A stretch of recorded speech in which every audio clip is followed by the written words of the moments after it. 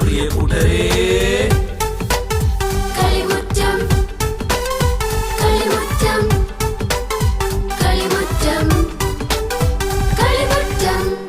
എല്ലാ കൊച്ചു കൂട്ടുകാർക്കും കളിമുറ്റത്തിന്റെ ഇന്നത്തെ എപ്പിസോഡിലേക്ക് സ്വാഗതം.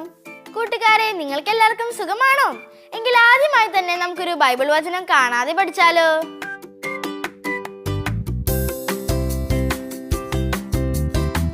നിനക്ക് ഉത്തരം അരുളുന്നതും നിന്നെ സംരക്ഷിക്കുന്നതും ഞാനാണ്. ഹോസിയ 14:8. കൂട്ടുകാരെ, എങ്കിൽ നമുക്ക് നമ്മുടെ ആദ്യത്തെ സെഗ്മെന്റിലേക്ക് പോയാലോ?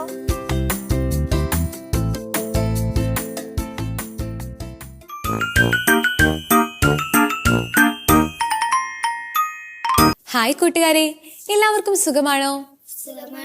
നിങ്ങളെല്ലാവരും കഥ കേൾക്കാൻ തയ്യാറല്ലേ? അതിനു മുൻപേ നമുക്കിന്ന് കഥ കേൾക്കാൻ വന്നിരിക്കുന്നവരെ ഒന്ന് പരിചയപ്പെട്ടാലോ? തത്തമ്മയുടെ പേരെന്താ? ചേനീസ. ഏത് കാട്ടിൽ നിന്നാ വരുന്നേ? ഓട്ട. എലിക്കുട്ടന്റെയോ? ജോവാൻ. ഏത് കാട്ടിൽ നിന്നാ വരുന്നേ? താഴൂർ കാട്ടിൽ നിന്ന്. കുറുക്കന്റെ പേരെന്താ? മെറിൻ. ഏത് കാട്ടിൽ നിന്നാ വരുന്നേ? വെള്ളാഞ്ചിറക്കാട്ടിൽ നിന്ന്. മയിലിന്റെയോ? സെറിൻ മേജോ. ഏത് കാട്ടിൽ നിന്നാ വരുന്നേ? വെള്ളാഞ്ചിറ. ബുദ്ധിപരമായി നീങ്ങിയ ഒരു യാത്രക്കാരന്റെ കഥയാണ് ഞാൻ ഇന്ന് നിങ്ങളോട് പറയുവാൻ പോകുന്നത്. ഒരിടത്ത് ഒരു കച്ചവടക്കാരനുണ്ടായിരുന്നു. ആ കച്ചവടക്കാരൻ തന്റെ ഒട്ടകത്തെയും കെട്ടുകളുമെല്ലാം കൂട്ടി സാധനങ്ങൾ വിൽക്കുന്നതിനായി ഒട്ടകത്തിൽ യാത്ര ചെയ്യും. അങ്ങനെ ഒരു ദിവസം ആ കച്ചവടക്കാരൻ ഒരു നാട്ടിലൂടെ കടന്നു പോകുകയായിരുന്നു. ആ നാട്ടിലൂടെ കടന്നു പോകാൻ അയാൾക്ക് വളരെ പേടിയായിരുന്നു. എന്തുകൊണ്ടാണെന്നറിയാമോ? ആ നാടിനെ പറ്റി അദ്ദേഹം വളരെയധികം കാര്യങ്ങൾ കേട്ടിരുന്നു. ആ നാട്ടിൽ കള്ളന്മാരുടെ ശല്യങ്ങൾ വളരെ കൂടുതലാണെന്നാണ് അദ്ദേഹം അറിഞ്ഞിരുന്നത്. അതുകൊണ്ട് തന്നെ തന്റെ കെട്ടുകളൊന്നും ഒട്ടകപ്പുറത്തു നിന്ന് അയാൾ പുറത്തെടുത്തിരുന്നില്ല. എങ്ങാനും കള്ളന്മാർ വന്ന് അടിച്ചുകൊണ്ട് പോയാലോ എന്നോർത്ത്. അങ്ങനെ രാത്രിയായപ്പോൾ ആ കച്ചവടക്കാരൻ ഒരു വീട്ടിൽ അഭയം തേടി അന്ന് രാത്രി അവിടെ കഴിഞ്ഞു. പുലർച്ചെ പോകാൻ നേരം തന്റെ ഒട്ടകത്തിന്റെ അടുത്തേക്ക് അദ്ദേഹം പോയി. അദ്ദേഹം പോയപ്പോൾ തന്റെ ഒട്ടകവോ കെട്ടുകളോ ഒന്നും അവിടെ ഉണ്ടായിരുന്നില്ല. അപ്പോൾ അയാൾക്ക് മനസ്സിലായി കള്ളന്മാർ തന്റെ ഒട്ടകത്തെയും കെട്ടുകളും മോഷ്ടിച്ചുവെന്ന്. അങ്ങനെ തന്റെ ഒട്ടകത്തെയും കെട്ടുകളും അന്വേഷിച്ച് ആ കച്ചവടക്കാരൻ യാത്ര തുടർന്നു. വഴിയിലൂടെ പോകുന്ന എല്ലാവരോടും തന്റെ ഒട്ടകത്തെ കണ്ടോ എന്ന് അദ്ദേഹം അന്വേഷിച്ചു കൊണ്ടിരുന്നു. അങ്ങനെ വഴിയിൽ കണ്ട ഒരു വഴിയാത്രക്കാരനോട് അദ്ദേഹം തന്റെ ഒട്ടകത്തെ കണ്ടോ എന്ന് അന്വേഷിച്ചു. അപ്പോൾ ആ വഴിയാത്രക്കൻ കുറച്ചു നേരം ആലോചിച്ചതിന് ശേഷം കച്ചവടക്കാരനോട് ചോദിച്ചു, താങ്കളുടെ ഒട്ടകത്തിന് ഒരു സൈഡിലെ കാഴ്ച നഷ്ടപ്പെട്ടതാണോ? അപ്പോൾ ഇത് കേട്ടപ്പോൾ കച്ചവടക്കാരന് സന്തോഷമായി. കാരണം തന്റെ ഒട്ടകത്തിന്റെ വലതുവശത്തെ കാഴ്ച നഷ്ടപ്പെട്ടതായിരുന്നു. അപ്പോൾ കച്ചവടക്കാരൻ വഴിയാത്രക്കാരനോട് പറഞ്ഞു, താങ്കൾ എൻ്റെ ഒട്ടകത്തെ കണ്ടു അല്ലേ? എവിടെ വെച്ചാണ് കണ്ടത്? അപ്പോൾ വഴിയാത്രക്കാരൻ ഒരിക്കൽ കൂടി ആലോചിച്ചതിന് ശേഷം പറഞ്ഞു, തന്റെ ഒട്ടകത്തിന്റെ നടുഭാഗത്തെ പല്ലുകൾ നഷ്ടപ്പെട്ടതായിരുന്നോ? ഇത് കേട്ടപ്പോൾ കച്ചവടക്കാരന് കൂടുതൽ സന്തോഷമായി. അപ്പോൾ കച്ചവടക്കാരൻ പറഞ്ഞു, അതെ അതെ, അത് എൻ്റെ ഒട്ടകം തന്നെയാണ്. എവിടെ വെച്ചാണ് നിങ്ങളിത് കണ്ടത്? കുറച്ചു നേരം കൂടി ആലോചിച്ചിട്ട് വഴിയാത്രക്കാരൻ കച്ചവടക്കാരനോട് പറഞ്ഞു, താങ്കളുടെ കെട്ടുകളിൽ ഒന്ന് തേനും ഒന്ന് ഗോതമ്പുമായിരുന്നോ? ഇത് കേട്ടപ്പോൾ കച്ചവടക്കാരൻ അതിയായ സന്തോഷം. തന്റെ ഒട്ടകം തന്നെയാണ് ഇദ്ദേഹം കണ്ടതെന്ന് കച്ചവടക്കാരൻ ഉറപ്പിച്ചു. കച്ചവടക്കാരൻ ചോദിച്ചു, എവിടെ വെച്ചാണ് താൻ എൻ്റെ ഒട്ടകത്തെ കണ്ടത്? ഒന്ന് പറയുമോ? അപ്പോൾ വഴിയാത്രക്കാരൻ കച്ചവടക്കാരനോട് പറഞ്ഞു, ഞാൻ തന്റെ ഒട്ടകത്തെ കണ്ടില്ല. ഇതും പറഞ്ഞ് വഴിയാത്രക്കാരൻ മുൻപോട്ട് നീങ്ങി. കച്ചവടക്കാരൻ തന്റെ ഒട്ടകത്തെ അന്വേഷിക്കുന്നത് തുടർന്നുകൊണ്ടുമിരുന്നു. അങ്ങനെ കുറച്ചു നേരം മുൻപോട്ട് പോയി കഴിഞ്ഞപ്പോൾ തന്റെ ഒട്ടകം വഴിയരികിൽ ഉപേക്ഷിച്ചതായി കാണപ്പെട്ടു. അപ്പോൾ ആ കച്ചവടക്കാരൻ ഒട്ടകത്തിന്റെ അടുക്കലേക്ക് ചെന്നു. ഒട്ടകത്തിന്റെ അടുക്കൽ ചെന്ന് കഴിഞ്ഞപ്പോൾ തന്റെ കെട്ടുകളൊന്നും ആ കച്ചവടക്കാരന് കാണുവാൻ സാധിച്ചില്ല. ഉടനെ തന്നെ കച്ചവടക്കാരൻ നാട്ടുപ്രമാണിയുടെ അടുക്കൽ ചെന്ന് പരാതി പറഞ്ഞു. ആ വഴിയാത്രക്കാരനാണ് തന്റെ ഒട്ടകത്തെ മോഷ്ടിച്ചതെന്ന് അയാൾ തീർത്തു പറഞ്ഞു. അപ്പോൾ നാട്ടുപ്രമാണിമാരുടെ ആളുകൾ ആ വഴിയാത്രക്കാരനെ അന്വേഷിച്ചു കണ്ടെത്തി നാട്ടുപ്രമാണിയുടെ അടുക്കലെത്തി. നാട്ടുപ്രമാണി അയാളോട് വളരെയധികം ചോദ്യങ്ങൾ ചോദിച്ചു. നിങ്ങൾ ഈ കച്ചവടക്കാരന്റെ ഒട്ടകത്തെ മോഷ്ടിച്ചുവോ? അപ്പോൾ ആ വഴിയാത്രക്കാരൻ പറഞ്ഞു, ഞാൻ മോഷ്ടിച്ചിട്ടില്ല. അപ്പോൾ നാട്ടുപ്രമാണി ചോദിച്ചു, നിങ്ങൾ പിന്നെ എങ്ങനെയാണ് ആ ഒട്ടകത്തിന്റെ എല്ലാ സവിശേഷതകളും പറഞ്ഞത്? അപ്പോൾ ആ വഴിയാത്രക്കാരൻ പറഞ്ഞു, ഞാൻ അതിലെ പോയപ്പോൾ ഒരു ഒട്ടകം ആ സൈഡിൽ കിടക്കുന്നതായി കണ്ടു. അതിൻ്റെ ഇടതുഭാഗത്തെ പുല്ലുകൾ മാത്രമായിരുന്നു അത് കഴിച്ചിട്ടുണ്ടായിരുന്നത്. അതുകൊണ്ട് അതിന് വലതുവശത്തെ കാഴ്ച നഷ്ടപ്പെട്ടതാണെന്ന് ഞാൻ ഊഹിച്ചു. അങ്ങനെയാണ് ഞാൻ ആ സവിശേഷത പറഞ്ഞത്. അപ്പോൾ നാട്ടുപ്രമാണി ചോദിച്ചു, പല്ലുകൾ നഷ്ടപ്പെട്ടതാണെന്ന് പിന്നെ നിങ്ങൾ എങ്ങനെയാണ് പറഞ്ഞത്? അപ്പോൾ ആ വഴിയാത്രക്കാരൻ പറഞ്ഞു, ആ ഒട്ടകം കഴിച്ചിരുന്ന പുല്ലുകളിൽ സൈഡുകളിൽ മാത്രമായിരുന്നു പുല്ലുകൾ ചവയ്ക്കപ്പെട്ടിട്ടുണ്ടായിരുന്നത്. ബാക്കിയുള്ള നടുഭാഗത്തെ പുല്ലുകൾ പുറത്തേക്ക് തന്നെ കിടപ്പുണ്ടായിരുന്നു. ഇത് കണ്ടപ്പോൾ ആ ഒട്ടകത്തിന്റെ പല്ലുകൾ നഷ്ടപ്പെട്ടതാണെന്ന് ഞാൻ കണക്ക് കൂട്ടി. അപ്പോൾ നാട്ടുപ്രമാണി ചോദിച്ചു, പിന്നെ നിങ്ങൾ ഒട്ടകത്തെ മോഷ്ടിച്ചില്ല എങ്കിൽ എങ്ങനെയാണ് ആ കെട്ടുകളിൽ തേനും ഗോതമ്പുമായിരുന്നു എന്ന് അറിഞ്ഞത്? അപ്പോൾ ആ വഴിയാത്രക്കാരൻ സൗമ്യമായി മറുപടി പറഞ്ഞു, ഞാൻ ആ വഴിയരികിലൂടെ കടന്നു പോയപ്പോൾ ഒരു വശത്ത് തേനീച്ചകൾ മൂളുന്നത് കേട്ടു. അതുപോലെ തന്നെ മറ്റൊരു വശത്ത് പക്ഷികൾ വന്ന് ഗോതമ്പുകൾ കൊത്തി തിന്നുന്നതും കണ്ടു. ഇത് കണ്ടപ്പോൾ ആ 2 കെട്ടുകളിൽ തേനും അതുപോലെ തന്നെ ഗോതമ്പുമാണെന്ന് എനിക്ക് മനസ്സിലായി. ഈ ഉത്തരങ്ങളെല്ലാം നാട്ടുപ്രമാണി സംപ്രീതനായിരുന്നു. അതുകൊണ്ട് തന്നെ ആ വഴിയാത്രക്കാരൻ യാതൊരു തെറ്റും ചെയ്തില്ല എന്ന് കണ്ട് നാട്ടുപ്രമാണി ആ വഴിയാത്രക്കാരനെ വെറുതെ വിട്ടു. അങ്ങനെ ബുദ്ധിപരമായി നീങ്ങിയതുകൊണ്ട് ആ വഴിയാത്രക്കാരന് തനിക്ക് ലഭിക്കേണ്ടിയിരുന്ന ശിക്ഷകളിൽ നിന്നും ഒഴിവായി കിട്ടി. ഈ കഥ എല്ലാവർക്കും ഇഷ്ടമായോ? ഈ കഥയിൽ നിന്നും എന്താ നിങ്ങൾക്ക് മനസ്സിലായത്? ബുദ്ധിപരമായി നീങ്ങിക്കഴിഞ്ഞു കഴിഞ്ഞാൽ ഏതൊരു ആപത്ഘട്ടത്തിലും നമുക്ക് അത് തരണം ചെയ്യുവാനായി സാധിക്കും, അല്ലേ? അപ്പോൾ മറ്റൊരു കഥയുമായി നമുക്ക് അടുത്ത ആഴ്ച കാണാം. കൂട്ടുകാരെ, പുള്ളിമാൻ പറഞ്ഞ കഥ എല്ലാവർക്കും ഇഷ്ടമായോ? നല്ല രസകരമായ ഒരു കഥയല്ലേ പുള്ളിമാൻ പറഞ്ഞത്? കൂട്ടുകാരെ, നിങ്ങൾക്ക് എല്ലാവർക്കും ക്രാഫ്റ്റ് ചെയ്യാൻ ഇഷ്ടമല്ലേ? എങ്കിൽ നമുക്ക് ഒരു ക്രാഫ്റ്റ് പഠിച്ചാലോ?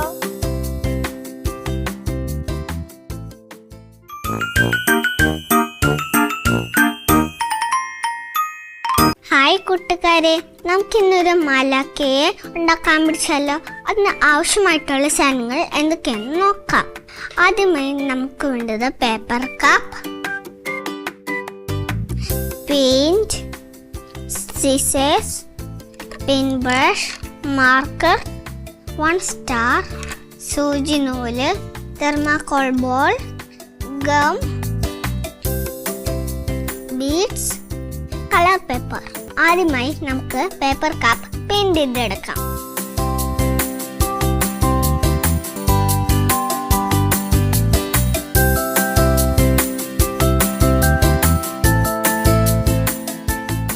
ഇനി നമുക്ക് മാലാഖയുടെ ചിറകുണ്ടാക്കാം. ഇനി നമുക്കിത് കത്രിക കൊണ്ട് വെട്ടിയെടുക്കാം.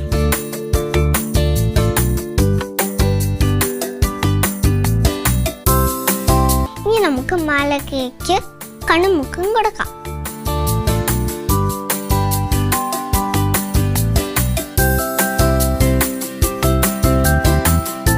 ഇനി നമുക്ക് മാലാഖയുടെ കാലുണ്ടാക്കാം.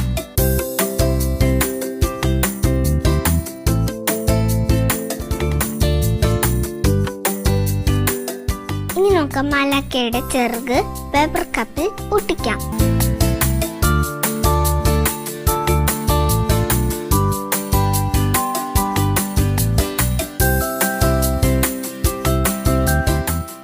നമുക്ക് മാലാഖയുടെ തല ഒട്ടിച്ചു കൊടുക്കാം.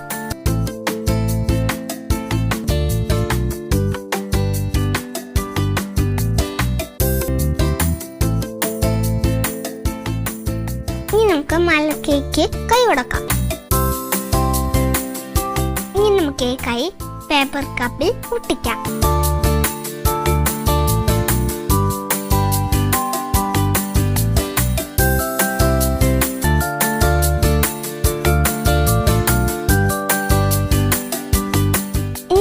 മാലാഖയുടെ കയ്യിൽ സ്റ്റാർ കൊടുക്കാം.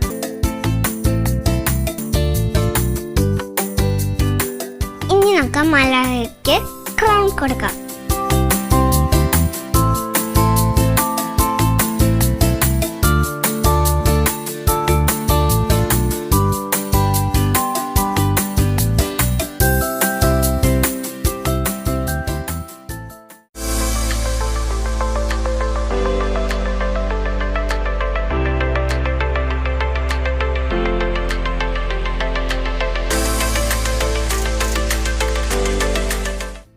നമ്മുടെ മാലാഖ റെഡി ആയി കഴിഞ്ഞു. കൂട്ടുകാരെ, നിങ്ങൾക്കെല്ലാവർക്കും ഇത് ഇഷ്ടമായോ? ഇഷ്ടമായെങ്കിൽ നിങ്ങൾ വീട്ടിലിത് ചെയ്ത് നോക്കണേ. കൂട്ടുകാരെ, ഇന്നത്തെ ക്രാഫ്റ്റ് എല്ലാവർക്കും ഇഷ്ടമായോ? നിങ്ങളിത് വീട്ടിൽ ട്രൈ ചെയ്ത് നോക്കണേ. കൂട്ടുകാരെ, നമ്മൾക്കൊരു സുഹൃത ജപം കാണാതെ പഠിച്ചാലോ? കർത്താവേ, അങ്ങാണ് എൻ്റെ രക്ഷകവചവും എൻ്റെ മഹത്വവും. ഞാൻ അങ്ങയിൽ ആശ്രയിക്കുന്നു. കൂട്ടുകാരെ, ഈ ആഴ്ച ബർത്ത്ഡേ ആഘോഷിക്കുന്ന കൊച്ചു കൂട്ടുകാരെ നമുക്കൊന്ന് പരിചയപ്പെട്ടാലോ?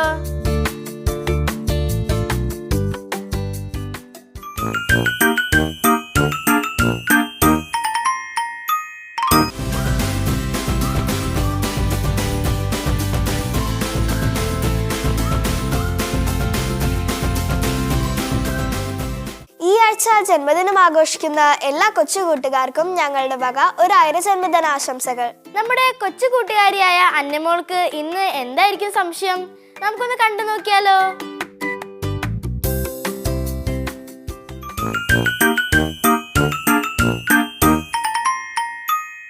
മലക്കേ. ഹായ് അന്നമോളെ. ഹായ് മലക്കേ. അന്നമോൾ എന്തിനാ പേടിച്ചോടി വന്നത്? എന്താ എന്റെ അന്നമോള് കണ്ടത്? അതൊരു ജീവിയാ മലക്കേ. അതെന്ത് ജീവിയാ അന്നമോളെ?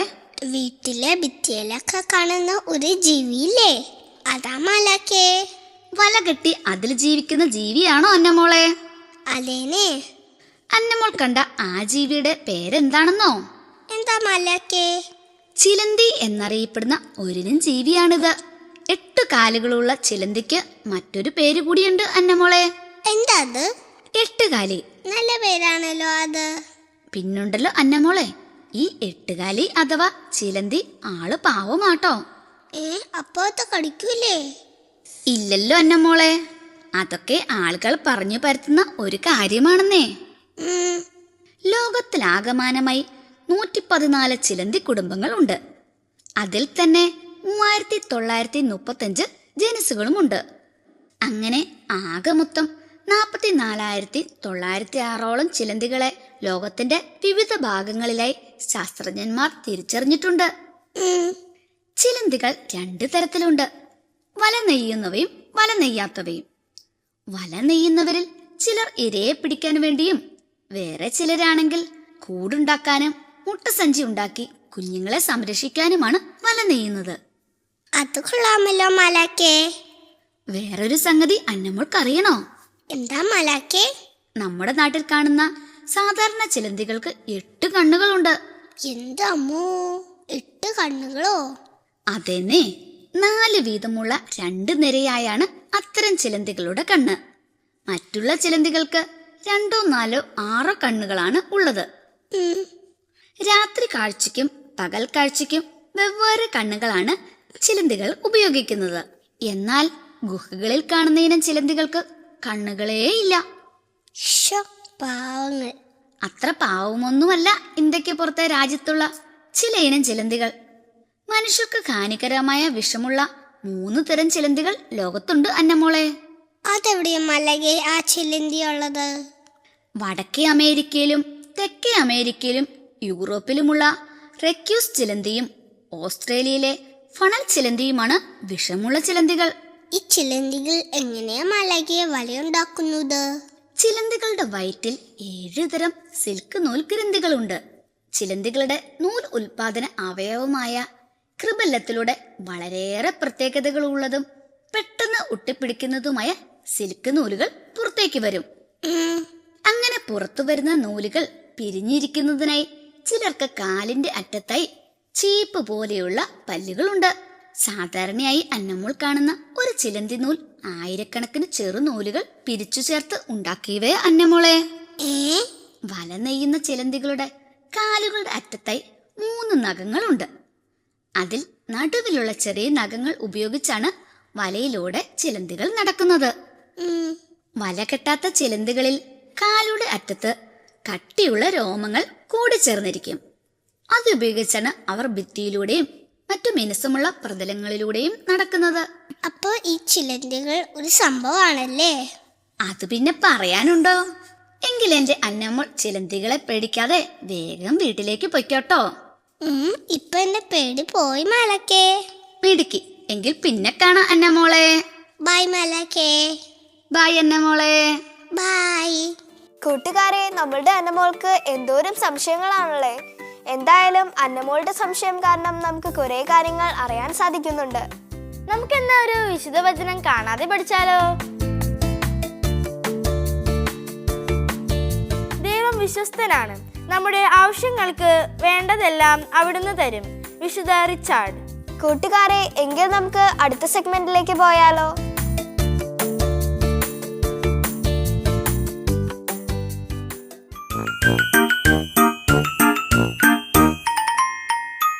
എന്റെ എല്ലാ കൊച്ചു കൂട്ടുകാർക്കും നമസ്കാരം. എന്റെ പേര് ആൻഡ്രിയ ചൊമ്മ. വിശ്വജ്യോതി സ്കൂളിൽ 3rd സ്റ്റാൻഡേർഡിലാണ് ഞാൻ പഠിക്കുന്നത്. കഥകൾ കേൾക്കാനും ഇഷ്ടമാണെങ്കിൽ ഞാനൊരു കഥ പറഞ്ഞു തരട്ടെ. ഞാൻ പറയാൻ പോകുന്ന കഥ ബൈബിളിലെ അതിമനോഹരമായ ദാവീദിന്റെയും ഗോലിയാത്തിന്റെയും കഥയാണ്. പണ്ട് ബത്ലഹേം എന്ന നാട്ടിൽ ദാവീദ് എന്ന ഒരു ബാലകൻ ജീവിച്ചിരുന്നു. അവന് 8 സഹോദരന്മാരുണ്ടായിരുന്നു. 8 സഹോദരന്മാരിൽ അവനായിരുന്നു ഇളയവൻ. പിതാവിന്റെ ആട്ടിൻപറ്റങ്ങളെ നോക്കുന്നതായിരുന്നു അവന്റെ ജോലി. അതിമനോഹരമായി തമ്പുരാൻ മീട്ടി പാട്ടുപാടുവാൻ അവന് അറിയാമായിരുന്നു. അതുമാത്രമല്ല, കല്ലുകളും തെറ്റാലിയും ഉപയോഗിച്ച് ആട്ടിൻപറ്റങ്ങളെ ഉപദ്രവിക്കാൻ വരുന്ന മൃഗങ്ങളെ ഓടിപ്പിച്ചു വിടുമായിരുന്നു. ഒരു ദിവസം സൗൽ രാജാവിന്റെ കൊട്ടാരത്തിൽ നിന്ന് ഒരു ഭടൻ വന്ന് പറഞ്ഞു, രാജാവ് വളരെയധികം കോപിതനാണ്. രാത്രിയിൽ ഉറങ്ങുന്നതിന് ഒന്നും സാധിക്കുന്നില്ല. അതിനാൽ രാജാവിനെ സന്തോഷിപ്പിക്കാൻ നിനക്ക് ഒന്ന് തമ്പുരാൻ മീട്ടാമോ? അവൻ ശരി എന്ന് ഉത്തരം നൽകി. അങ്ങനെ തമ്പുരാൻ മീട്ടി രാജാവിനെ സന്തോഷിപ്പിച്ച ദാവീദിനോട് രാജാവ് ചോദിച്ചു, നിനക്ക് ഈ രാജകൊട്ടാരത്തിൽ താമസിക്കാമോ? അവൻ ശരി എന്ന് ഉത്തരം നൽകി. അങ്ങനെ ഇരിക്കെ പലസ്തീനക്കാർ ഇസ്രായേൽ നഗരം ആക്രമിക്കാൻ വരുന്നു എന്ന വിവരം സൗൽ രാജാവിന് ലഭിച്ചു. പലസ്തീനക്കാരെ തടയാനായിട്ട് സൗൽ രാജാവ് തൻ്റെ പടകളെ പടക്കളത്തിലേക്ക് അയച്ചുവിട്ടു. ഒരു ദിവസം പിതാവിൻ്റെ ആഗ്രഹപ്രകാരം ദാവീദ് തൻ്റെ സഹോദരന്മാർക്ക് ഭക്ഷണവുമായി പുറപ്പെട്ടു. ദാവീദിനെ കണ്ട സഹോദരന്മാർ ചോദിച്ചു, നീ എന്തിനാണ് ഇവിടെ വന്നത്? ഇവിടെ അതിഭയങ്കരമായ ഒരു യുദ്ധം നടക്കാം. നീ വേഗം തിരിച്ചു പോകണം. തൻ്റെ സഹോദരന്മാരുടെ ഭയം കണ്ട് ദാവീദ് കാര്യം തിരക്കി. എന്നിട്ട് അവരുടെ ഭയം കണ്ട് ദാവീദ് രാജാവിൻ്റെ അടുത്ത് ചെന്ന് ചോദിച്ചു, എനിക്ക് ഗോലിയാത്തുമായി യുദ്ധം ചെയ്യാൻ ഞാൻ തയ്യാറാ. കാരണം ദാവീദിന് ദൈവത്തെ വളരെയധികം വിശ്വാസം ഉണ്ടായിരുന്നു. ദൈവം ഇസ്രായേൽ നഗരം യുദ്ധത്തിൽ നിന്ന് രക്ഷിക്കും എന്ന് അവൻ ഉറച്ചു വിശ്വസിച്ചു. സൗൽ രാജാവ് എന്നിട്ട് പറയാം, ഗോലിയാത്താണെങ്കിൽ 10 അടി ഉയരമുള്ള ഒരാൾ, നീയോ വെറും ഒരു ബാലൻ. പക്ഷേ ദാവീദിന്റെ ധൈര്യം ദൈവത്തിലുള്ള വിശ്വാസം കണ്ട് സൗൽ രാജാവ് എന്നിട്ട് യുദ്ധത്തിനായി സമ്മതിച്ചു. അവൻ നദീതീരത്തിൽ നിന്ന് കുറെ കല്ലുകൾ ഒരു വെള്ള തൂവാലയിൽ സൂക്ഷിച്ചു. എന്നിട്ട് നേരെ ഗോലിയാത്തിന്റെ അടുത്ത് ചെന്ന് ഗോലിയാത്ത് അവനെ കണ്ടപ്പോൾ കുടുകുടാ ചിരിച്ചു. എന്നിട്ട് ചോദിക്കുക, നീയാണോ എൻ്റെ ഒപ്പം യുദ്ധം ചെയ്യാൻ വരുന്നത്? ദാവീദ് എന്നിട്ട് ഉച്ചത്തിൽ പറഞ്ഞു, അതെ, ഞാൻ തന്നെ. എൻ്റെ ദൈവത്തിന്റെ നാമത്തിൽ നിന്റെ ഒപ്പം യുദ്ധം ചെയ്യാൻ ഞാൻ തയ്യാറാ. അവൻ സൂക്ഷിച്ചു വെച്ച കല്ലും തെറ്റാലിയും എടുത്ത് ഗോലിയാത്തിന്റെ നെറ്റിയിലേക്ക് തൊടുത്തു വിട്ടു. കാറ്റിന്റെ ശക്തിയാൽ ഗോലിയാത്തിന്റെ നെറ്റിയിലേക്ക് കല്ലുകൾ ആഞ്ഞടിച്ചു. ഗോലിയാത്താണെങ്കിൽ തറയിലേക്ക് കമന്നടിച്ചു വീണു. അങ്ങനെ ദാവീദ് ഗോലിയാത്തിനെ യുദ്ധത്തിൽ നിന്ന് തോൽപ്പിച്ചു. കൂട്ടുകാരെ, ഈ കഥയുടെ ഗുണപാഠം എന്താന്ന് വെച്ചാൽ, ദൈവത്തിൽ നല്ല വിശ്വാസം ഉണ്ടെങ്കിൽ ഏത് പരീക്ഷകളിലും നമുക്ക് വിജയിക്കാൻ പറ്റും. Thank you. കൂട്ടുകാരെ, കളിയരങ്ങ് ഇഷ്ടമായോ? നിങ്ങൾക്കും ഇതിനകത്ത് പങ്കെടുക്കാം കേട്ടോ. കൂട്ടുകാരെ, എങ്കിൽ നമുക്ക് അടുത്ത സെഗ്മെന്റിലേക്ക് പോയാലോ?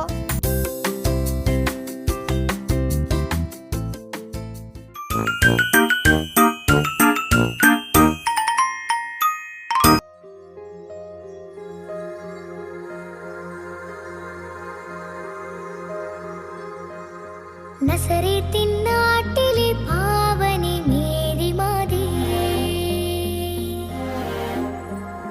യേശയ്യാവിൻ മൊഴി ഭൂമിയിൽ മാറിപ്പൂവായി. വെൺമാലാഖ നിന്നാമം വാഴ്ത്തി, കന്യാവന ശാഖയിൽ കാലമൊരുണ്ണിപ്പൂവായി. മന്നാ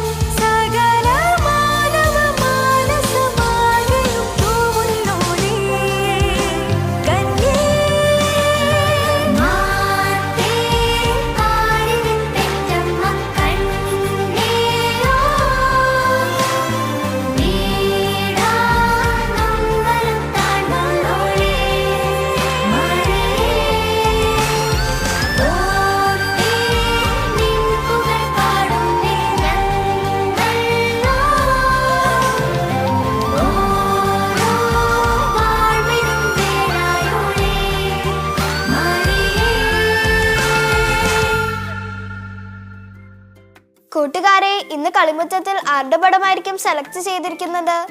നമുക്കൊന്ന് കണ്ടു നോക്കിയാലോ?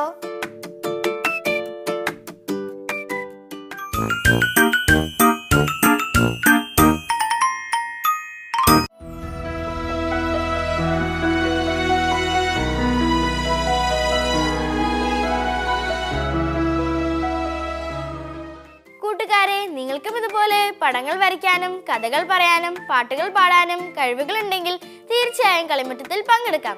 അതിനായി ഞങ്ങളെ കോൺടാക്ട് ചെയ്യേണ്ട address: the producer, Kalimuttam, Divine Vision, Divine Retreat Centre, Muringoor PO, Chalakudy, Thrissur. Pin 680309. Email kalimutamgtv24@gmail.com. Phone 8606460033. കൂട്ടുകാരെ, ഈ ആഴ്ചയിലെ കളിമുറ്റത്തിന്റെ എപ്പിസോഡ് നിങ്ങൾക്ക് എല്ലാവർക്കും ഇഷ്ടമായോ? എങ്കിൽ അടുത്ത ആഴ്ച ഇതിലും നല്ലൊരു എപ്പിസോഡുമായി ഞങ്ങൾ വീണ്ടും വരും. Till then, by.